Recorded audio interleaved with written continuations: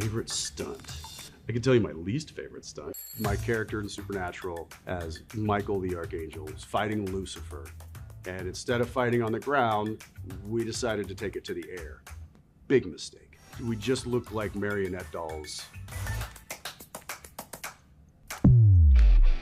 Hey, I'm Jensen.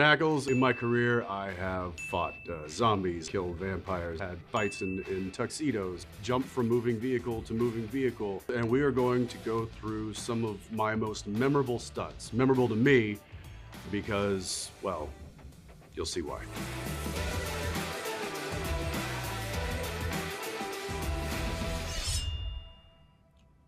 This is Countdown. So Countdown actually opens up on my character in a prison yard. It was the very first day of filming. We were shooting out in Palm Desert, north of Los Angeles. It was summertime. I believe it got up to 117 degrees that day. What better environment to shoot a prison yard brawl? We got into it, got down and dirty. It's the first time I've ever used weight plates in a fight scene. I did break an ankle with a weight bar. That was fun. Not actually. It's all smoke and mirrors, people. But it was disgustingly hot. I think we did have a crew member go down. We were all wildly exhausted. There's an interesting thing that happens between action and cut. The heat goes away, the world goes away, everything goes away, and you are simply focused on the dance that is a fight scene. But man, when they yelled cut, that heat came back real fast. It set kind of the tone of like, this isn't gonna be a nice and easy air-conditioned show to shoot. It was an absolute blast to film. There were a lot of heavy stunt sequences, so I think everybody knew what they were in for after that first day. We were like, well, it can't get worse than this. And it never did. That was literally, I think, the worst day. Another really fun sequence, we go undercover in a big consulate party. Of course, what a better opportunity to get into a massive fight scene than when you're wearing a ridiculous tuxedo. I had a big hand-to-hand combat scene with one of the security guards. Suits are restrictive, just the mobility aspect of it. I do remember there was a wall, there was some drywall that I was supposed to just kind of put the stunt double's head through.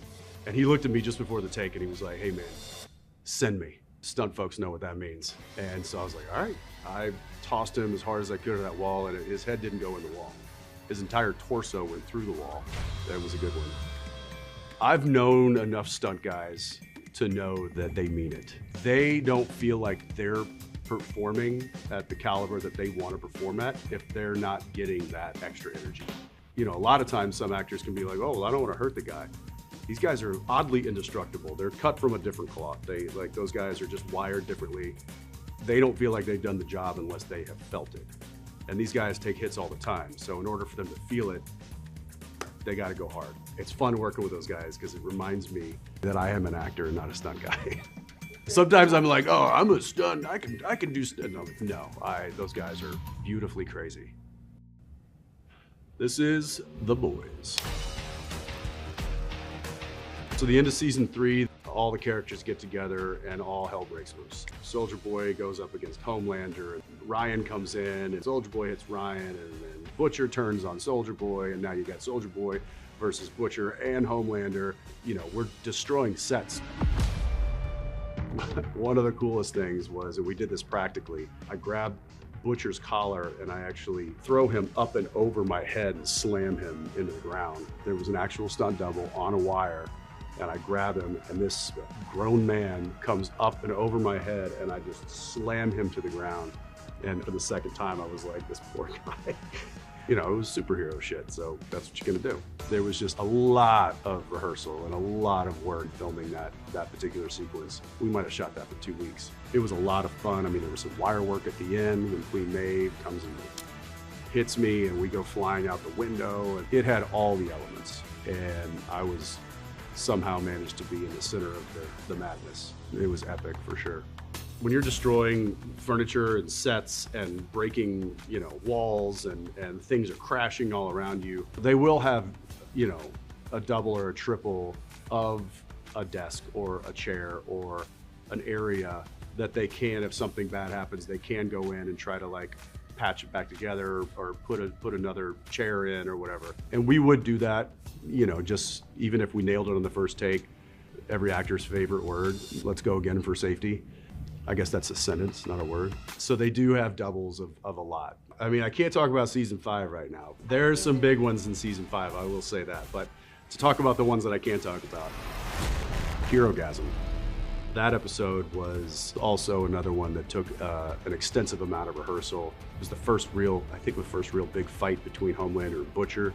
Obviously I was there getting in the mix, again, destroying the set. That place was just rubble by the time we were done with it. John Koyama, our stunt coordinator, who won an Emmy for his work that season. A brilliant man, brilliant mind, and has an incredible team behind him. They put together just stellar sequences. So getting to work with him, getting to work alongside those guys, collaborating. They'll come up with the choreography. They'll shoot a video of it, and then they'll send it to me. I'll take a look at my part of it and just kind of, I won't do this in public because I look like I've lost my mind, but I'll kind of go through the motion and just kind of feel if there's something that doesn't feel right. Instead of like 2 rights, it feels better to go right, left, right, or adding a cape pull. The stunt guys are just total pros and they're like, yeah, sure, we'll add a left. So a lot of that stuff I was encouraged to like give feedback on, and not wanting to be like, oh, this sucks. I wouldn't take a hit like that. No, I want to try to serve their vision as much as I possibly can, just like a director. And so whatever I can do to kind of facilitate that, but also kind of make it my own, that's really where the collaboration comes in. This is Supernatural. There's a lot to choose from. Stunt-wise, with that show, we did just about everything. We did from hand-to-hand combat to wire work, weapons training. There was a lot. I was a bit younger then and felt maybe a little invincible. And so I was throwing myself and throwing myself into things and doing all the things that a young, excited actor would probably want to do. I'm like, I'm young enough, I'll heal. As the show progressed, I started taking a little bit more of an interest in how the stunts were choreographed and how they were designed and what exactly my body was going to be going through. But it wasn't just out of like self-preservation. I wanted to make it even more cinematic. There was an episode called Atomic Monster where I got really involved in designing the whole opening sequence. Kind of took some inspiration from the John Wick films that were out at that time and maybe stole a few things. But hey, if you're gonna steal from the best, right? We tried to do the whole thing in one shot. Usually they'll break it up. Like if you see a long fight scene, it's usually broken up into sections and you can shoot that little section, boom, boom, boom, boom, boom, make sure you got it right, move on to the next section. So that was one of those where you couldn't break it up. So that's why it still resonates in my head. You know, I'm grabbing guys and basically shooting them in their chin, taking out guys down the hall. There was some somersaults, there was some flips, there was some hand-to-hand knocking. Give me a long stunt day any day, I'll take it. That's stunts for me.